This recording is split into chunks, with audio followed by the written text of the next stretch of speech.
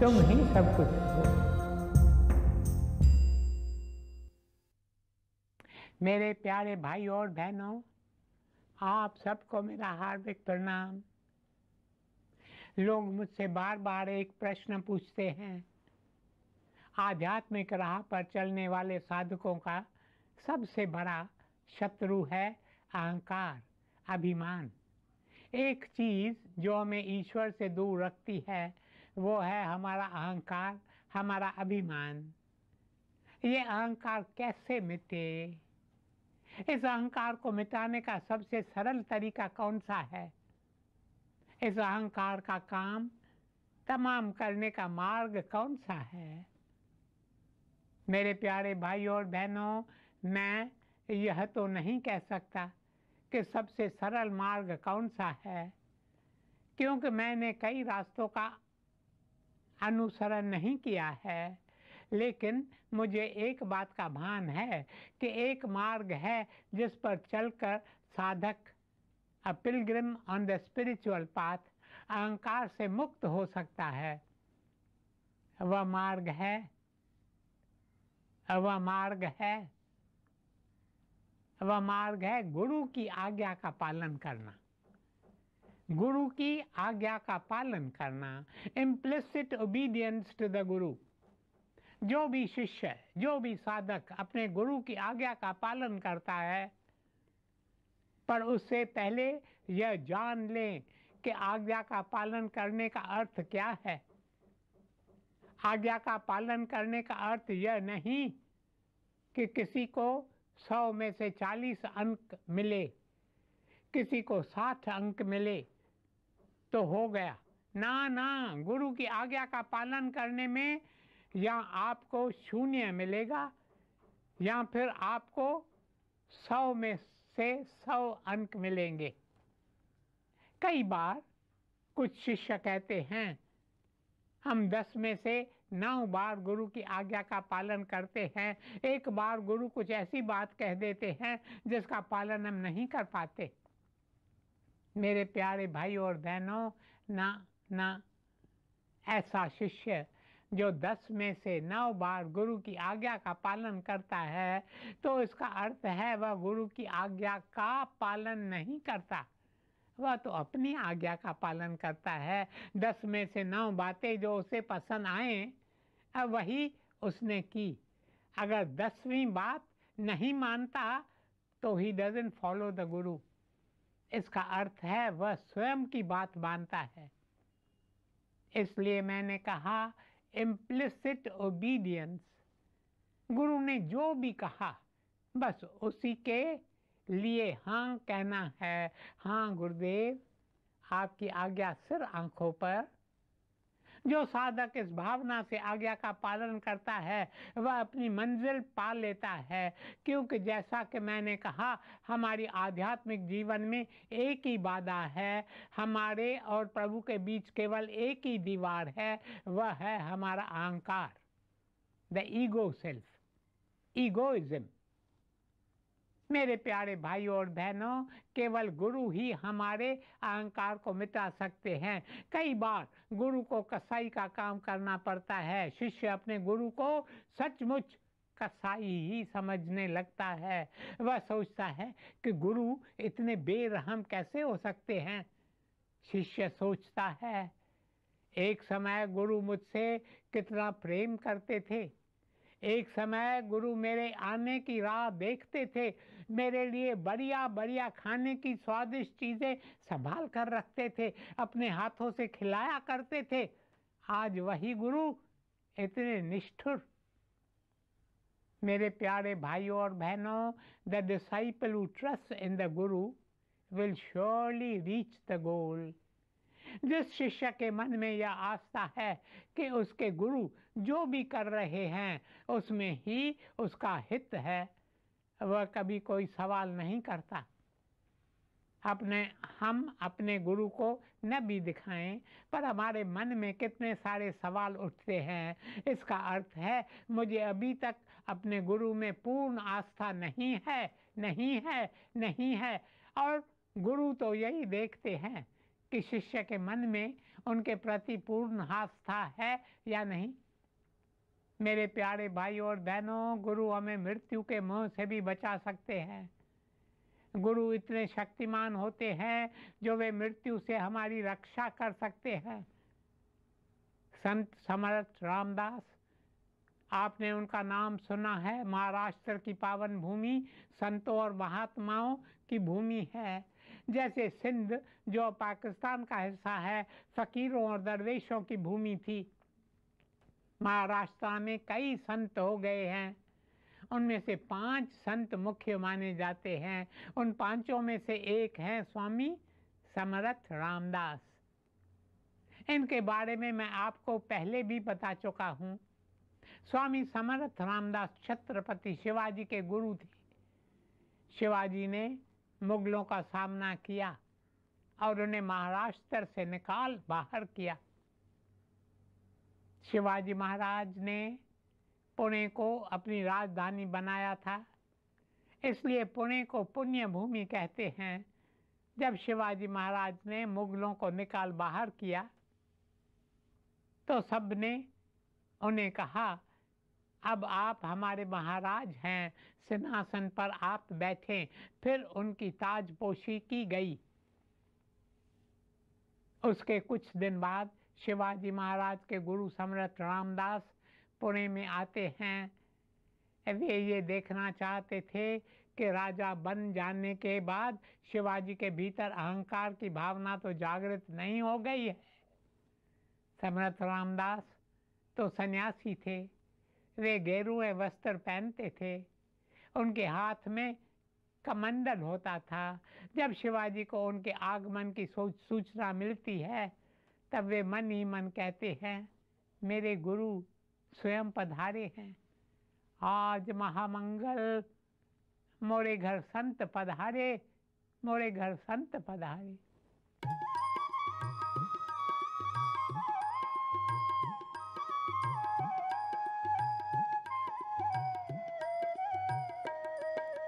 आज मोरे घर संत पधारे, आज मोरे घर संत पधारे, आज मोरे घर संत पधारे, आज मोरे घर संत पधारे, संत पधारे, संत पधारे, संत पधारे, संत पधारे।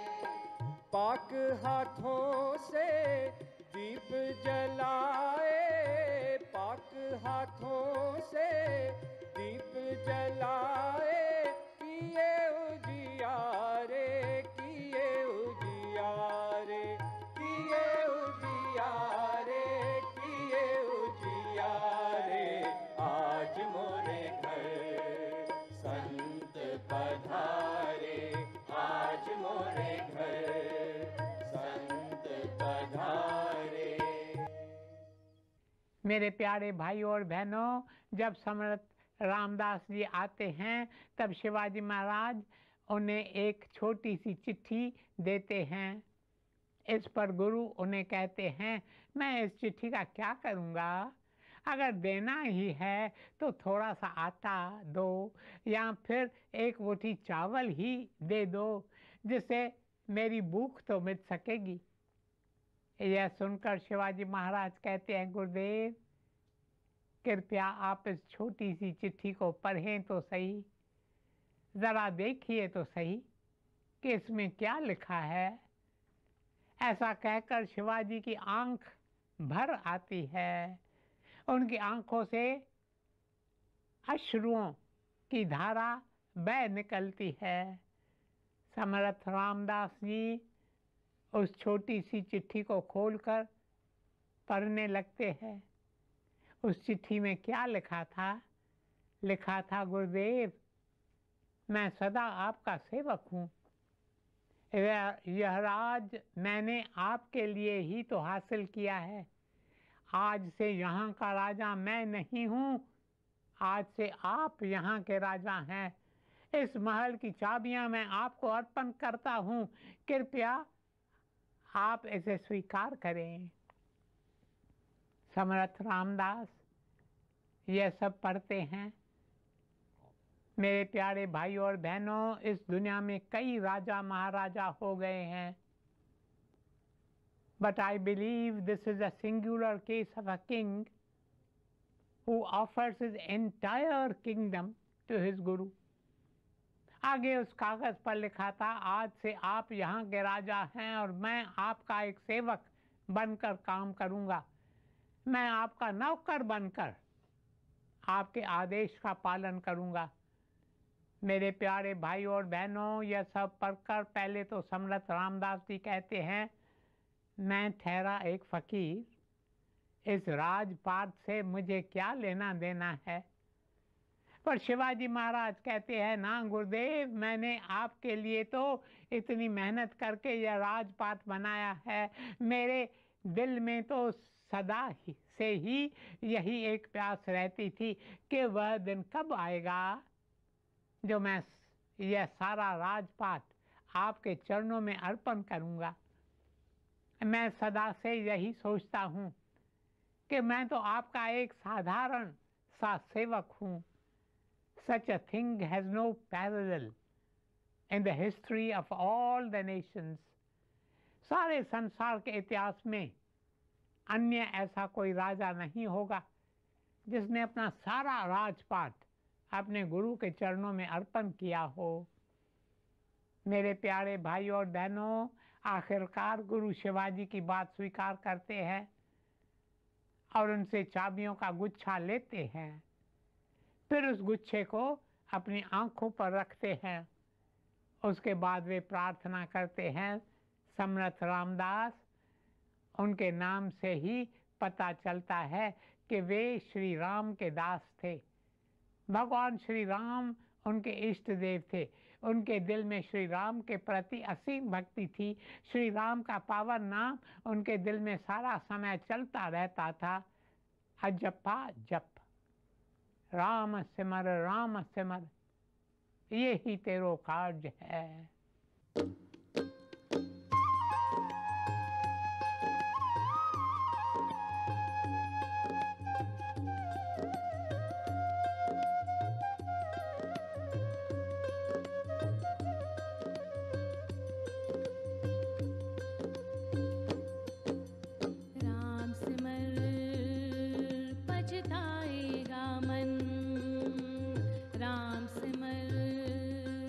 पछताएगा मन, पापी जीरा लोभ करत है, आज काल उठ जाएगा। राम सिमर पछताएगा मन, राम सिमर पछताएगा मन।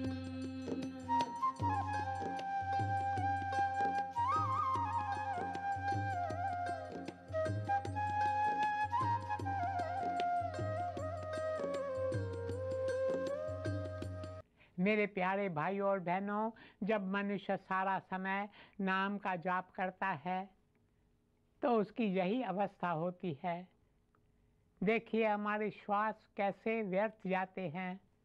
बेशक हम काम काज करते हैं तो हमारा मन काम काज में लगा रहता है, वरना हमारा मन काफ़ी समय खाली रहता है और यहाँ वहाँ भटकता रहता है। इस मन को हमें बांधना है, इसे नाम से बांधना है। जो भी नाम आपको भाए, जो भी नाम आपको प्यारा लगे, जो भी नाम आप अंतर की गहरी प्यास और तड़प से जप सके, जपते रहिए, जपते रहिए, जपते रहिए। चाहे आप सत्संग में बैठे हों या सड़क पर चल रहे हों या फिर भोजन कर रहे हों, ध्यान में बैठे हों, सारा समय नाम का जाप करें। अपने श्वासों को नाम से भर लें। भाग्यशाली है वह इंसान जिसका एक एक श्वास नाम से भरपूर रहता है। मेरे प्यारे भाइयों और बहनों, समर्थ रामदास जी श्री राम का ध्यान करके कहते हैं, हे भगवान, मैं इन बातों के बारे में क्या जानूं? आप मेरे इष्ट हैं और ये चाबियों का गुच्छा मैं आपको अर्पण करता हूँ। उनके बाद वे कहते हैं, शिवाजी मेरे बालक, मैंने तुम्हारा राजपाट स्वीकार किया। आज से तुम नहीं, मैं यहाँ का राजा हूँ, पर मैं तुम्हें अपना प्रतिनिधि बनाकर यह राज तुम्हें सौंप कर जाता हूँ। तुम यहाँ का राज कारोबार संभालो, पर एक पल के लिए भी यह मत समझना कि तुम यहाँ के राजा हो। तुमने अपना राज मुझे दे दिया है और मैंने यह राज भगवान श्री राम को दे दिया है। मेरे प्यारे भाई और बहनों, आगे समर्थ रामदास जी शिवाजी से कहते हैं, न तुम यहाँ के राजा हो, न मैं यहाँ के राजा हूँ। यथार्थ में राम जी यहाँ के राजा हैं। अब यह राम राज हो गया है, इसलिए ध्यान रहे कि महाराष्ट्र में राम राज हो। तुम मेरे मुनीम बनकर, तुम मेरे एजेंट बनकर, मेरे असिस्टेंट बनकर राज सिंहासन पर बैठना। भूल कर भी स्वयं को राजा मत समझना। हमारे राजा हैं श्री राम, श्री राम, श्री राम। मेरे प्यारे भाई और बहनों, यदि हम इस एक छोटी सी बात की, इस एक साधारण सी बात की साक्षी अपने जीवन में दें, तो हमारा जीवन नया हो जाए। यहाँ हमारा कुछ भी नहीं है। यदि हमारा यहाँ कुछ होता तो इस संसार से जाते समय हम उसे अपने साथ ले जाते। एक एक इंसान को इस संसार से जाना है। देखिए, सिकंदर बादशाह के जीवन का जब अंतिम क्षण आया तो उन्होंने अपने सेवकों से कहा, जब तुम मेरी अर्थी उठाओ तो मेरे दोनों हाथ बाहर रखना, ताकि लोग देख सकें विश्व विजेता सिकंदर खाली हाथ चला गया, अपने साथ कुछ नहीं ले जा सका। मैं तो कहता हूँ कि हम खाली हाथ भी नहीं ले जाते, हम तो हाथ भी यहीं छोड़ जाते हैं।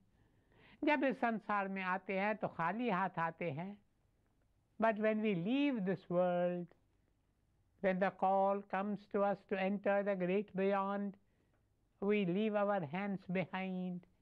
यहाँ हमारा कुछ भी नहीं है, कुछ भी नहीं है, कुछ भी नहीं है, सब कुछ परमात्मा का है।